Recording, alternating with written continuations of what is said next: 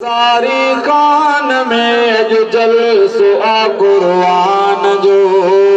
चौन सुभान अल्लाह। गोठ मज़ारी खान में जो जलसो आ कुर्बान जो गोठ मज़ारी खान में जो जलसो आ कुर्बान जो गोठ वारन जे मथा आहे फज़ल रहमान जो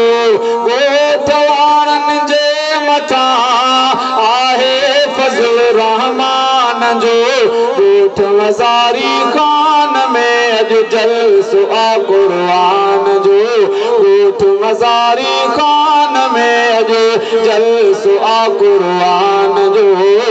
अॼु हिते अल्लाह वारा आया आहिनि कई अॼु हिते अल्लाह वारा आया आहिनि कई अॼु हिते अल्लाह वारा आया आहिनि कई सभे कंदा अॼु सोहणो वाइज़ मुस्तफ़ा जे शान जो सभे कंदा अॼु सोहणो वाइज़ मुस्तफ़ा जे शान जो गोठ वारनि जे मथां आहे फज़ल रहमान जो गोठ मज़ारी खान में अॼु जलसो आ कुर्बान जो गोठ मज़ारी खान में अॼु जलसो आ कुर्बान जो गोठ वारनि जे मथां आहे फज़ल रहमान जो गोठ मज़ारी खान में अॼु जलसो आ कुर्बान जो मोहतरम अम्मानुल्लाह ऐं वरी अब्दुल कादिर मोहतरम अम्मानुल्लाह ऐं वरी अब्दुल कादिर करेनि था इकराम दिल सां आयल हर मेहमान जो करेनि था इकराम दिल सां आयल हर मेहमान जो गोठ वारनि जे मथां आहे फज़ल रहमान जो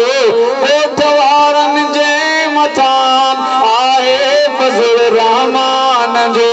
गोठ मज़ारी खान में अॼु जलसो आ कुर्बान जो गोठ मज़ारी खान में अॼु जलसो आ कुर्बान जो गोठ वारनि खे मुबारक थो ॾियां गुज़ार मां गोठ वारनि खे मुबारक थो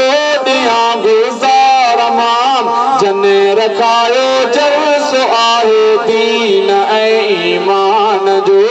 जने रखायो जलसो आहे दीन ऐं ईमान जो गोठ वारनि जे मथां आहे फज़ल रहमान जो गोठ मज़ारी खान में अॼु जलसो आ कुर्बान जो गोठ मज़ारी खान में अॼु जलसो आ कुर्बान जो।